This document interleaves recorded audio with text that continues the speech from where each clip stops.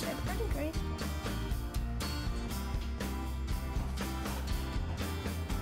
But some wild turkeys can fly without jumping.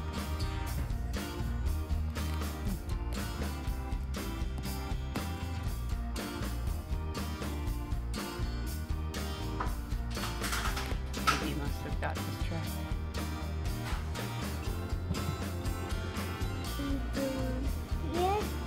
Yes, there's that wrestling. And there's that is the seahorse. Let's see. I'm not finding any. Oh, there he is. But where's that bigger Whoa, one? are you okay? Where's that bigger Aren't they one? cute? Mushroom. Oh, I think that's an anemone. What is camouflaging? Hello, everybody, and welcome to episode 99 of the This Old Knit podcast. I am your host, Nina, otherwise known as Ine, on Ravelry, Instagram, and Pinterest. And you can find show notes, hopefully, for this episode and most previous episodes on the corresponding numbered thread of the This Old Knit podcast group. So welcome to any new viewers, and thank you for coming back for any returning viewers. I really appreciate you coming to spend time with me. I'm thinking of doing something for my 100th episode, but I don't know what I will do. So if you have any suggestions, feel free to leave them either in the comments section or on the Ravelry group thread, so that we can try to think of something cool. I would like to do some kind of drawing or something to celebrate. And it's almost my 3-year podiversary. It's a good question. I don't know if it's 3 or 4 years. I feel like it's 4-year podiversary will be in March. Yeah, because I was podcasting when Megan had her accident and she was 5. And she's going to be 9. Can you believe that? Can't believe that. Megwin's my daughter, for those of you just joining me who have no idea what I am prattling on about. So I have a lot to share with you this week. I have one FO, a bunch of whips, a sewing tale of woe. I do have a finished object for sewing, but I really showed my cocoa dress 90% of the way done, if not completely done. Last time I just didn't wear it. And some acquisitions. So just a little bit of administrative stuff at the top of the podcast so that I don't forget to mention it. I have 2 cows going on right now and one that I am going to announce on the episode today. So my 2 cows that are already in progress, one is a year-long knit along, which is the Stash or Shelf Challenge. That is knit from stash or from your shelf, which would be any pattern, book, or free pattern that you owned as of the beginning of this year. So if you owned it before January 1st, 2018, it can count. And obviously for free patterns, you know, just that they were published before that. They were published before January 1st, 2018.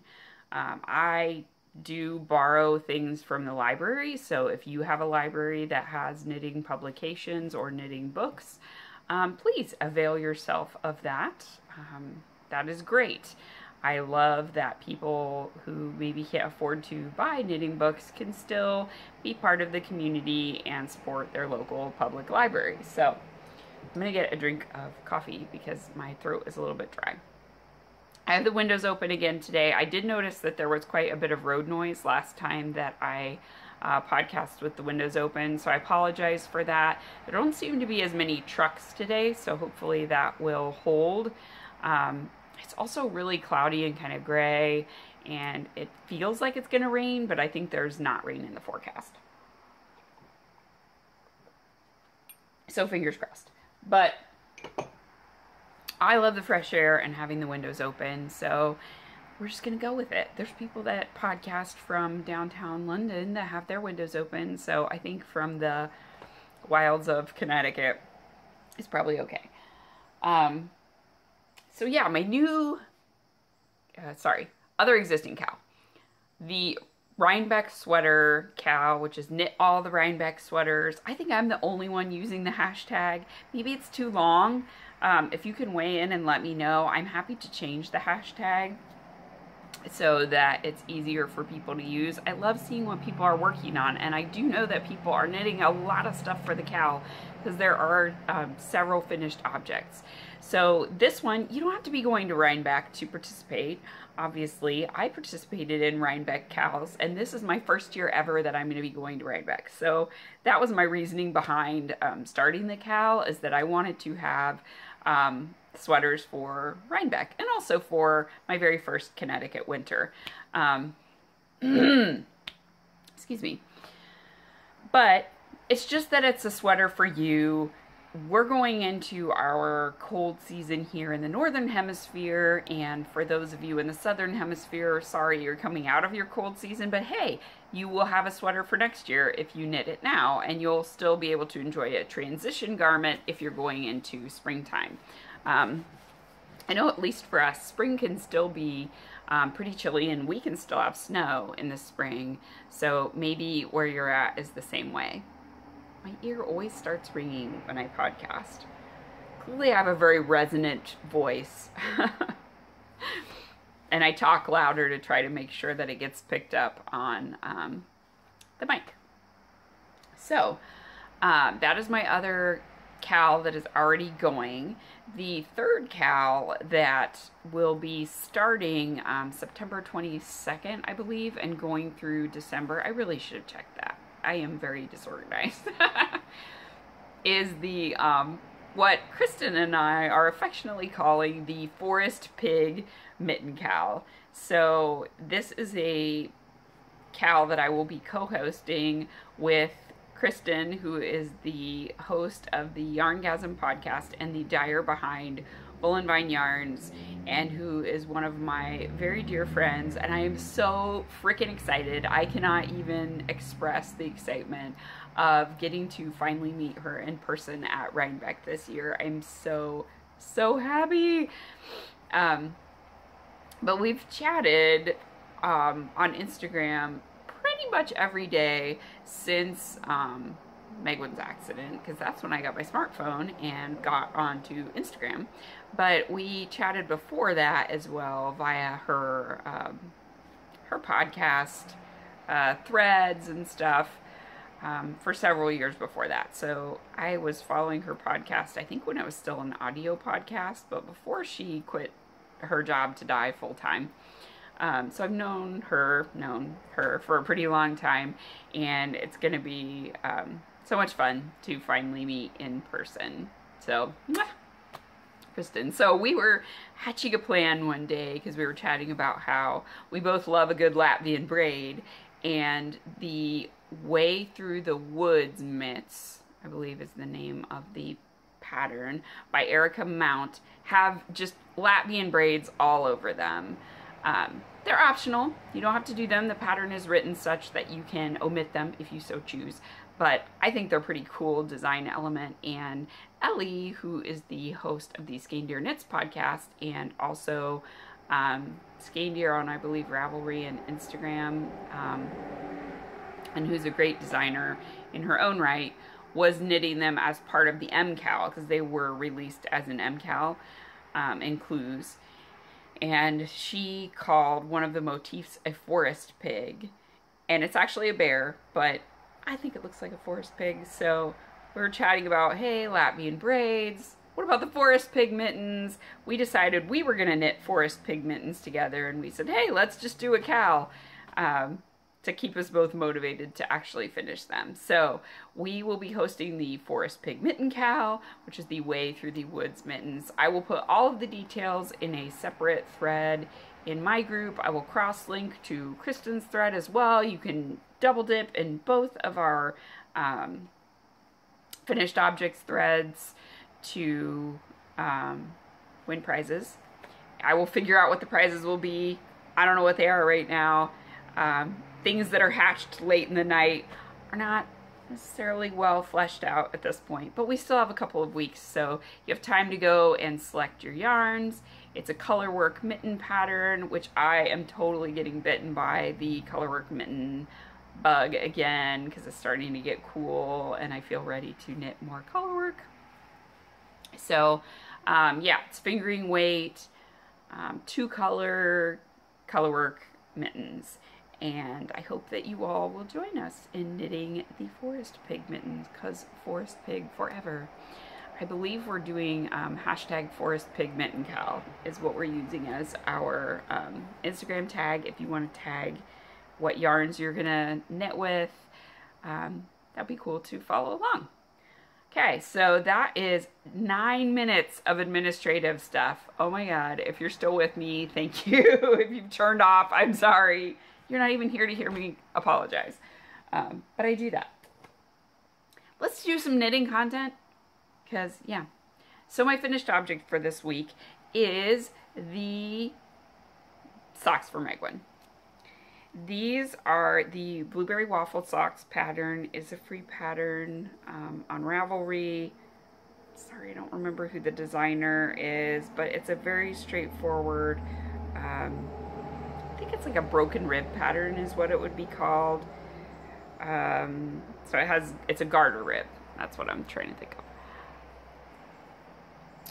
I knit it out of some leftovers of creatively dyed yarn that I got from my mom that she knit a pair of socks out of, and because they were leftovers, I didn't know how much I had, and I ran out of yarn on the second sock, but that's okay. It was down by the toe, so if I had known ahead of time, I could have made contrast toes.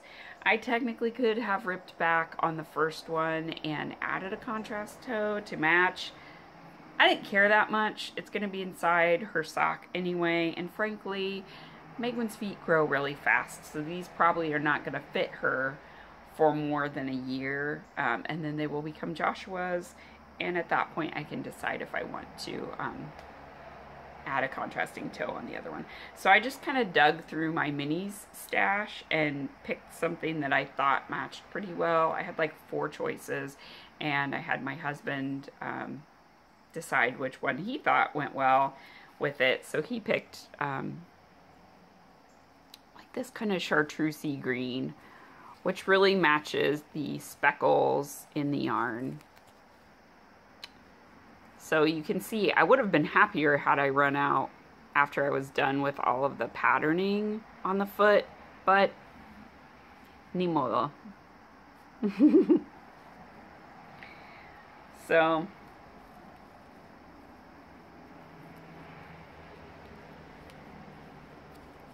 that's how they look. I did 56 stitches on these socks. Typically for Megwin's, I do 60 stitches on a size 2.5 needle, but this is super, super thick yarn, as I mentioned in my previous podcast. So I feel like it's more along the lines of Patton's Croy maybe. It feels more close to a sport weight than a fingering weight, so I omitted some of the stitches I normally would do for her, but I'm really happy with them. So this is the first pair that I've completed for her for this winter. And like I said, thing up the street at the farm/restaurant where they do like bikers weekends, so there probably will be a lot of bikers. And I think we're also getting down to where we may not have that many more weekends where motorcycling is going to be a thing. So people are making the most of it. So yep, those are those socks. Trying to knit pairs of socks for each of the kids. I have cast on the second sock for her Felici socks. So hopefully I will have those done maybe for the next podcast. Okay.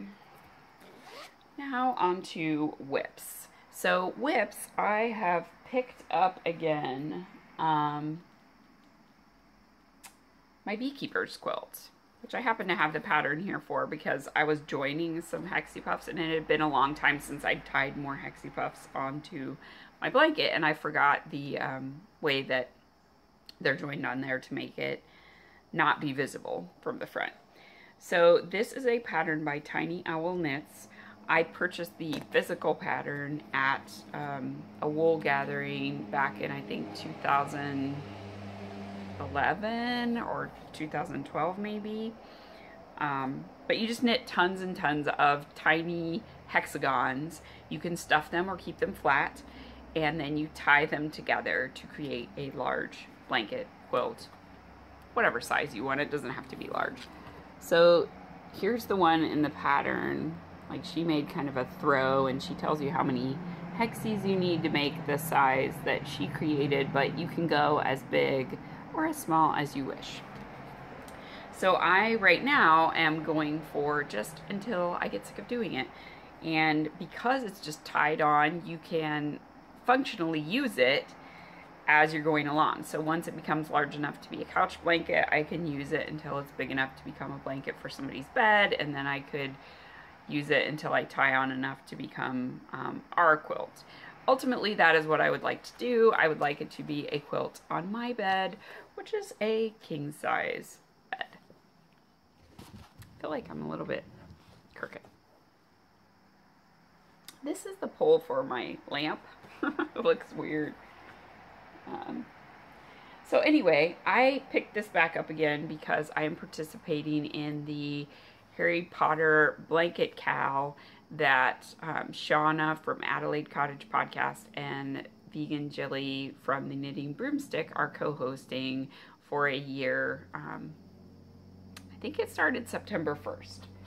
So what I wanted to do before it began is to tie on all of the Hexie Puffs that I had completed prior, so then I wouldn't have anything weird hanging out. Oh, I didn't tie that one in that corner. So I wanted to tie on any Hexie Puffs that I already had completed so that I didn't get confused about the ones that I created for the cowl. And their cowl is using either like Harry Potter themed colors or something that reminds you of Harry Potter. So say you wanted to knit all in house colors, or you could use a Harry Potter themed pattern.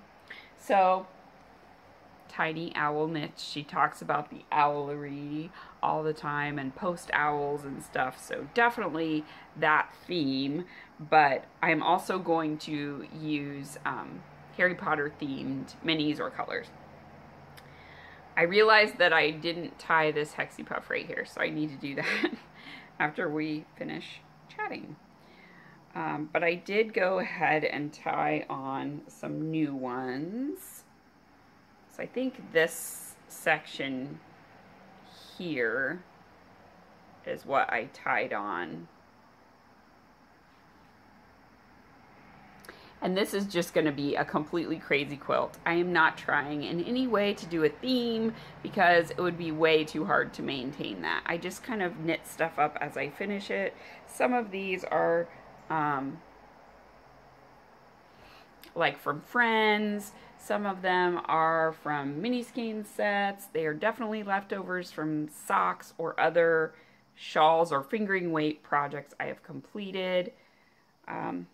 Yeah, I really, really love it. And it is so squishy. I am way overstuffing them so that it's going to be really nice and scrummy and awesome for the winter time. So it's getting big. That's how big it is so far. And I'm not in any way rushing this project. I do not care at all how long it takes. It is just fun. They're just fun to make.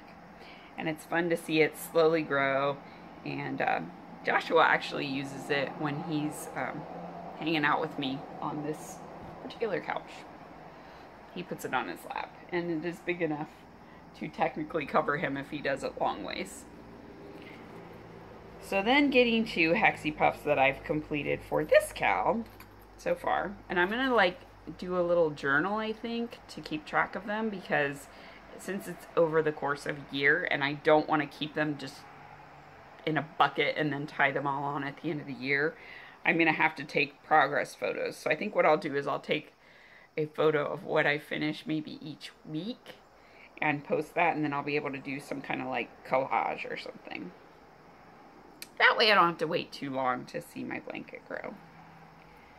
So ones that I've completed, I'm digging through here, they're hard to feel.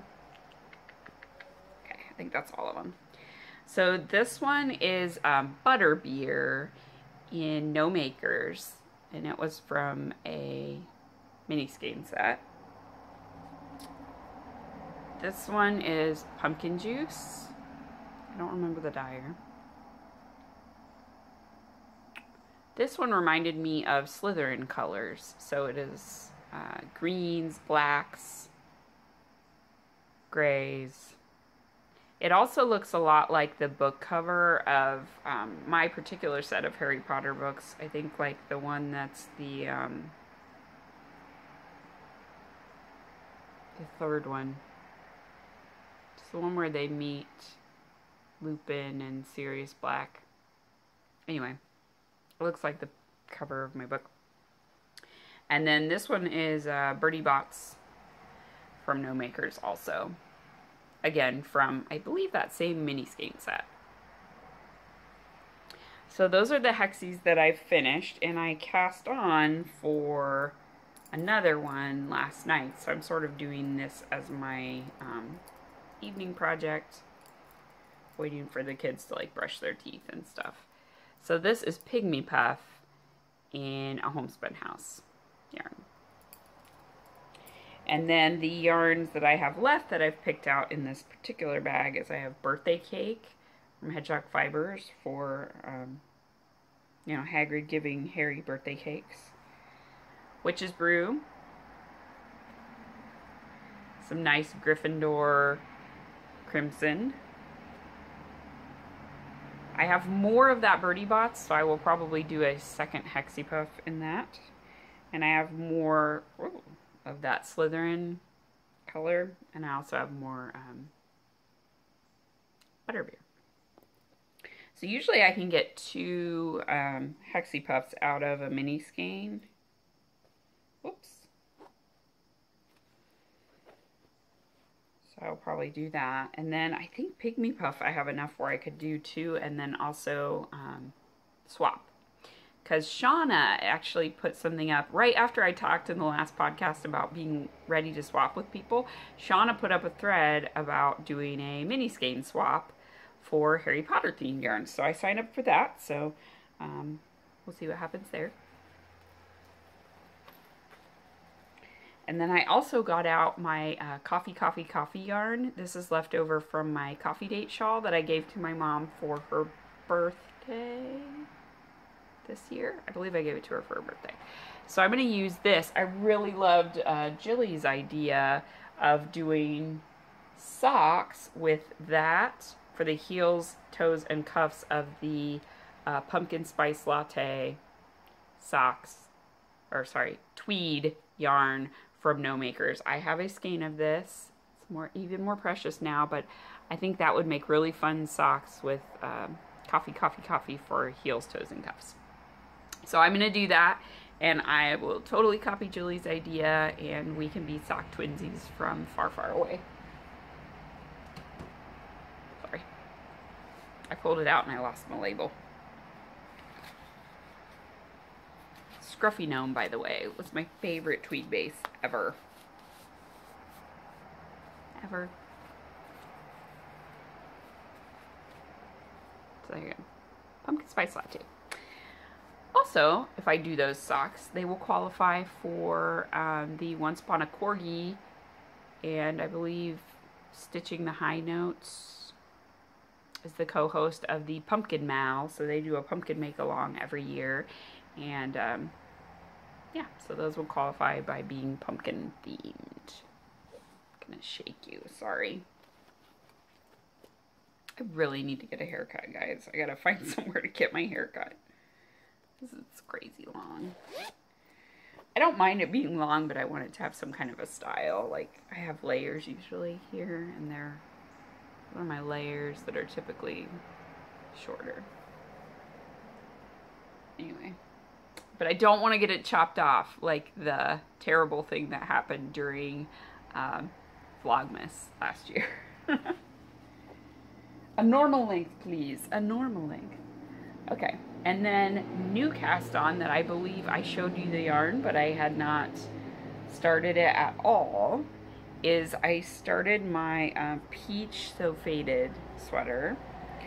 So I have completed the sleeve separation, and I am almost to adding in waist shaping. So on my other one, I did, I think 4 inches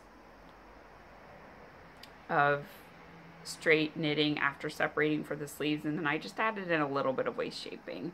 I think I did it every 7th row, and I did 4 sets of decreases. I knit 2 inches plain, and then I increased back up to my full count, and then I immediately started the ribbing at the bottom, and that one fits really well, so I'm going to repeat it on this one. So if you want to add waist shaping on the so faded sweater, super easy to do. So I have knit Peepaloo Fields for the first color in the cobbler colorway. I did a little bit further on that just because I really love it, and I could. There's no rhyme or reason to it for how far you have to go. And then at the very end, as I was removing for the sleeves, I was fading in my next color. So my second color is Hedgehog Fibers Monarch. So this is leftovers from my Exploration Station shawl. I was a little bit worried that I wouldn't have enough to do the sleeves to match, so I probably cut it a little bit shorter than I had to on that section. I'm going to show you on the back because it's easier. So here's the fading part, knit plain to here, and then I faded in the next color. But that's fine. Like, I had a little reasonable ball of it. I will be happy if I do most of it in this sweater and then have just a bit left over. I can put that into my blanket. And my next color, which I've finished doing the fade in and I'm now just working straight on it, is Angry Orchard in Wool and Vine Yarns. So it's, you can see it's a little bit darker. It pulls in some of those kind of warm caramely browns, a bit of green. There's a little bit of speckling of olive green in there, and some pinky peach. More than, this is kind of orangey peach, I would say. Orangey peach with purple, more orangey peach with hot pink and black, and now we're going into the pinky peach and brown with green. I love it. It's gonna be so fun. And I think I will get this done by Rhinebeck. I've obviously made a lot of progress in 2 weeks. I think it's easier to see on the back because you can really see how far down it is. But it has, you know, short row shaping for the back neck. So you can tell where it's going to be, because I think I did the straight until the fullest part of my bust and then started working down. I think I have about a ½ inch left before that waist shaping I was talking about. On it I have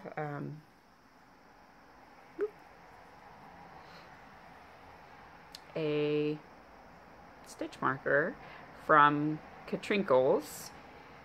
This one is from a set that Kristen got for me last year.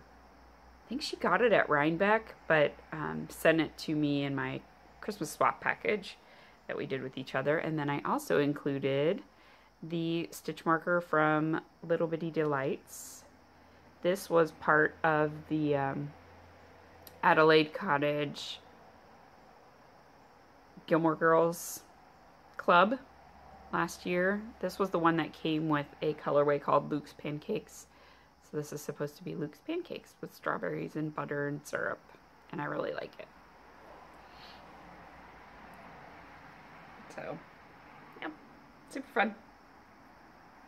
It's just marking where I started fading in this colorway. So that's that.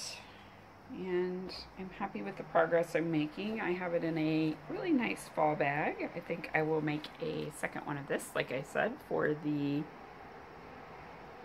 prize for the Rhinebeck sweater cowl. Probably this same size, because this has three full skeins of yarn in it and my sweater project, and it fits really nicely.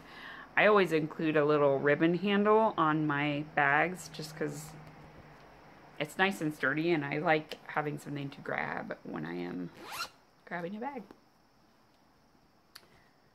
And then next whip, another thing that Kristen and I are trying to motivate each other with, which she mentioned she cast on a husband sweater for her husband. I also am knitting a sweater for my husband, but he has a much larger chest than Kristen's husband does. So it's like a giant crazy man sweater, but whatever, it's fine. There's gonna be so many stitches on here before we're done. But I'm making the Gramps sweater by Tin Can Knits, and I'm doing the XXL, I think. Let me check.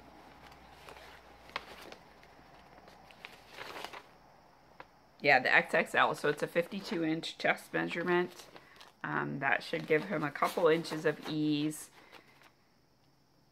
Fingers crossed. I'm knitting it out of navy blue Broco vintage yarn from my Aunt Lynn's stash. And I think I need to change needles. So it has a little bit of acrylic in it, but that makes it kind of slippery. And I'm knitting it on my Knit Picks interchangeable needles, which I like the sharp tip. They're great for that, but they're really slippery. So I'm thinking I may either order a set of the Knit Picks Harmony Wood or Majestic or whichever. Like, they have lots of different colors now, but something to just give it a little more grip. Or I may order a set of Chalgu Red Lace, because they have a little more grip to them too than the nickel. Or maybe Licca needles, I don't know. But I'm not enjoying it when I'm knitting it. It feels like I'm really trying to keep the stitches from slipping off the needles, and I don't like that feeling, so it kind of slows me down a little bit. So I have made some progress. It doesn't look as much like just a strip of twisty yarn.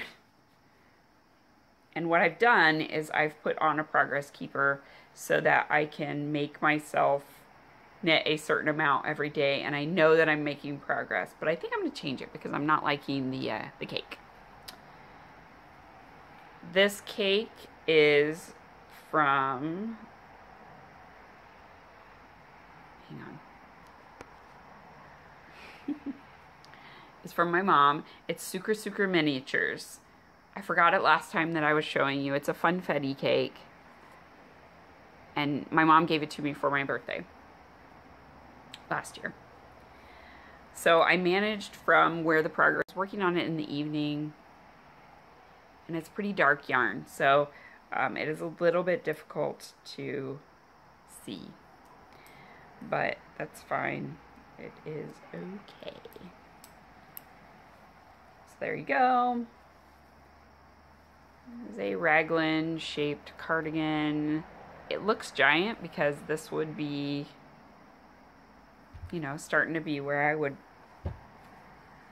feel like, hey, I'm making some progress. I can't stretch it out because it's on kind of short cables and I'm going to make it fall off. As I just said, it was so hard to keep it on. But for my husband, it's not even close to the outside of his shoulders, and that's fine. It's going to be a while. It's going to be a journey. So that's that. Gramps cardigan.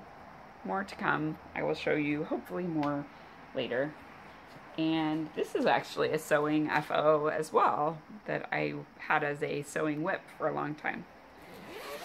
So I had cut out and sewed 2 bags before I left Ohio when we moved.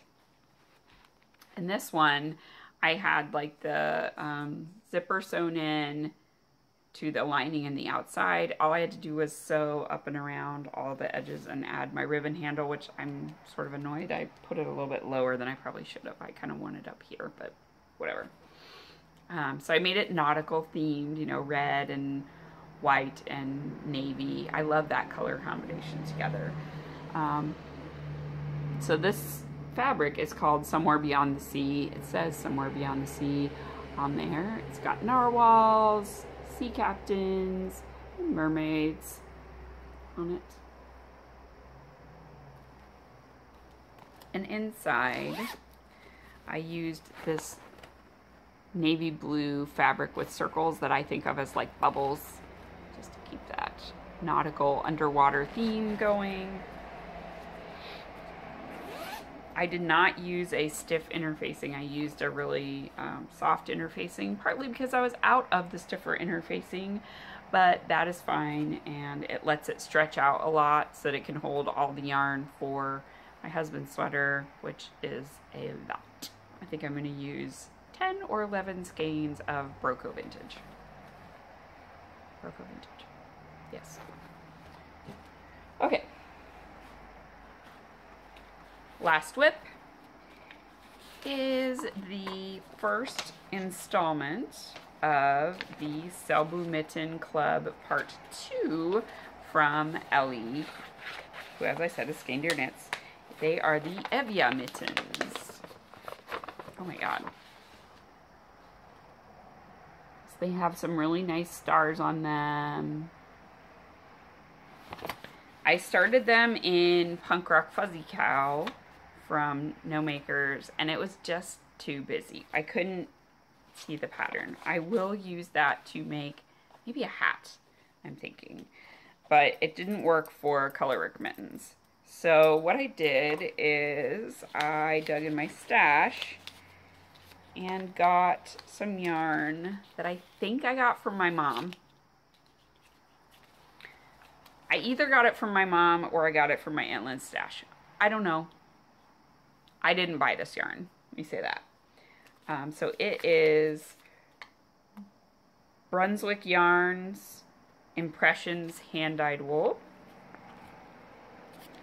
It is just 100% wool, not superwash, but it is hand-dyed. It says that it is worsted, but I would call it a DK for sure. The shade is 3501 Bermuda Ombre. And then as my contrast color, I am using Voyager Yarn Company Tahoe, which is a DK weight yarn in white.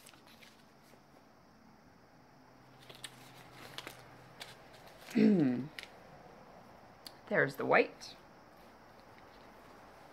And here is the Bermuda Ombre. So you can see it's got very beautiful teals, turquoises, and greens. It's so pretty.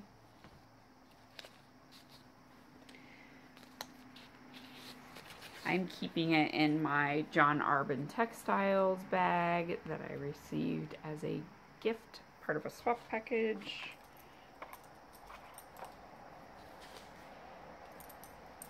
And I've got quite a bit done. So I cast on 2 days ago, I think.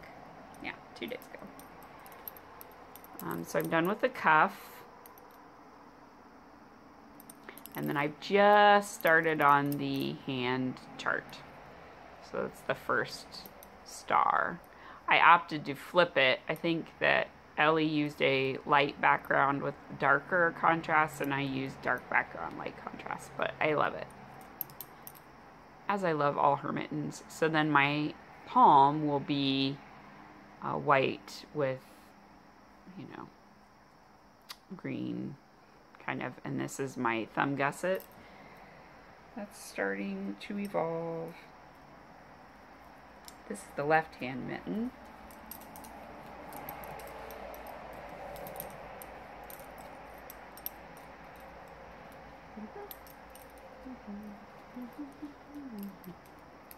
There you go. Do I need more colorwork mittens? No. Do I want more colorwork mittens? Yes. So there you go. And that is my last whip that I have. So I will pause because I have to call my husband and let him know what we need from the store, but I will be right back. I'm back! Okay, so he's just going to our new Trader Joe's that opened in a different location. So I will share very quickly my sewing tale of woe. Purely my own doing. I did not make a muslin. Don't do what I do. So now I have 2 skeins of The Cake is a Lie, 2 skeins of Part of Your World, 2 skeins of Land of Glaze, and 1 skein of Neverender. That is more than enough to make this cardigan. I should be good to go now. And whatever I have left, I can make into a hat or something like that. So this is her DK base. This is The Cake is a Lie.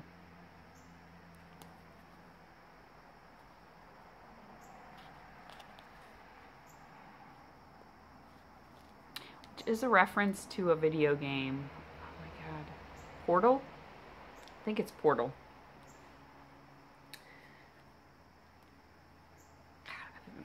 I don't know why I'm blanking on that one. And I also got a skein of her Power Sock self-striping in the colorway Sweater Weather. This was one of my favorite colors. This one and Graffiti were the 2 that I really wanted to get that I hadn't bought previously. She didn't put Graffiti in her final update, but she did have Sweater Weather. So this was, I believe, her Rhinebeck colorway for 1 year. It's a very beautiful muted autumn rainbow. So it is 3 rows of red, 3 rows brown gray, 3 rows golden yellow, another 3 rows brown gray, number 2, 3 rows blue, 3 rows brown gray, 3 rows green. It's so pretty. So it's a self-striper, and it's going to make some gorgeous mittens or socks. I don't know which. But, yeah. So whatever jinx I have will be the last, like, dyers have to stop not dyeing anymore because it breaks my heart. But I get it. She needed to stop, and I get that.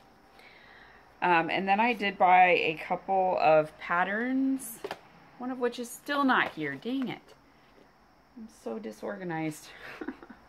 So I bought Oliver and S periodically has sales. So if you like their patterns, they have adult and child patterns. Sign up for their newsletter because they send coupon codes all the time.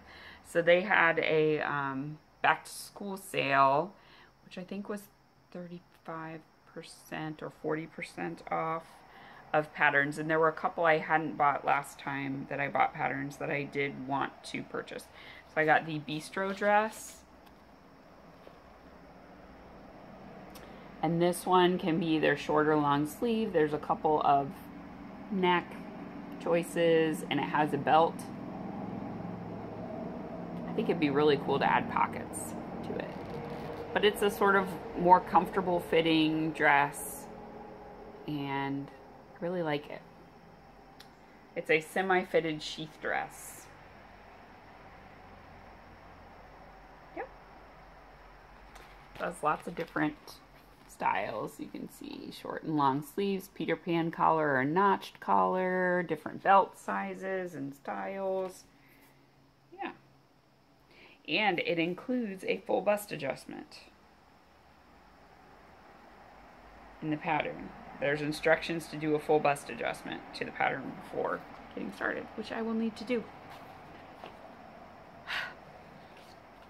And then for Megwin, I got the Girl on the Go dress and top pattern, because she's getting into the tween sizes. So this one starts at size 8 and goes up, but it's a really versatile dress and top pattern. She loves like pull-on dresses with knit fabric. So I'm going to make several of those for her. I'm hoping that, you know, I can kind of make a wearable muslin with some of the cheaper jersey fabric I have, and then go from there, so that I'll have a nice template to just whip her up lots of dresses and tees. So you can see it has either the tie or without the tie. And then, of course, a long sleeve shirt, and you could use the cap sleeves from this one to put onto this. So lots and lots of different choices, and I think that'll be a really great workhorse pattern for Megwin. And then they also had a deal while I was checking out, because, yeah, they know how to get my money, of the hide and seek dress and tunic pattern. I think it was like $4 or something because of my order. So I went ahead and threw it in my cart. So it's just a fun way to use like a special little bit of fabric on the front piece, and it's also on the back. So this has like 3 buttons on the back of it and a little notched collar. I think it would be really cute if it were shorter to wear over pants. But of course, we've already established Megwin doesn't like pants, so skirts with leggings are her thing. So that's what I bought. Trying to be good for Rhinebeck, but when people tell you that they're never going to dye yarn again, you gotta jump on that bandwagon. So otherwise, I think today I'm going to try to finish up my llama pajama pants. All I have to do is sew a new waistband on them, and I've already corrected the fit for those. And I may try to cut out for that extra sharp pencil skirt. Yeah, so this is the other pattern I bought. It's called the extra sharp pencil skirt. So it gives you 2 options. You can either knit it just straight up with not seams on the sides, or you can cut your side panels straight or on the bias. So this, I think, is the pattern that I'm going to use to try to salvage my Tale of Woe. And then I'm going to use this to make a nautical themed skirt that I have, like navy blue fabric with like seahorses and stuff on it. I think it would be really pretty just as a straight pencil skirt. So yeah, I may try to draft this pattern today and compare it to some pencil skirts that I already own, because that's the skirt style that I tend to wear a lot of at work. So that is all I have to share with you for this week. I need to get off of here and get moving on laundry and a couple of other things before my husband and the kids get back from the gym and the store and stuff. So yeah, I try to take advantage of this time to both podcast and also to do a little bit of cleaning and straightening, and then they do their cleaning and straightening jobs when they get back. So until next time, I will talk to you guys in 2 weeks. I hope that you get some time to do the things that you love, and yeah, leave me suggestions for what you would like to see for the 100th episode, and I will talk to you then. All right, bye.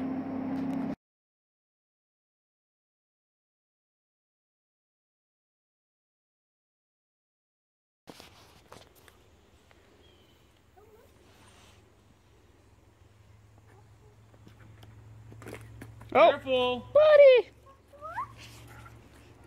buddy.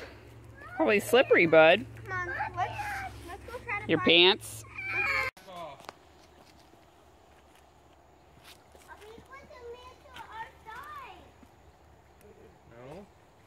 Remember the island we went to with Grandma? Yeah. Yeah! somewhere new. Yeah, let's go explore somewhere new, guys. Oh, it is the biggest rock ever. Next to the biggest fern gully ever. Can I push it? You can try, but you won't be able to do it. Oh, check this stuff out, babe. That's the sphagnum moss. That's so cool.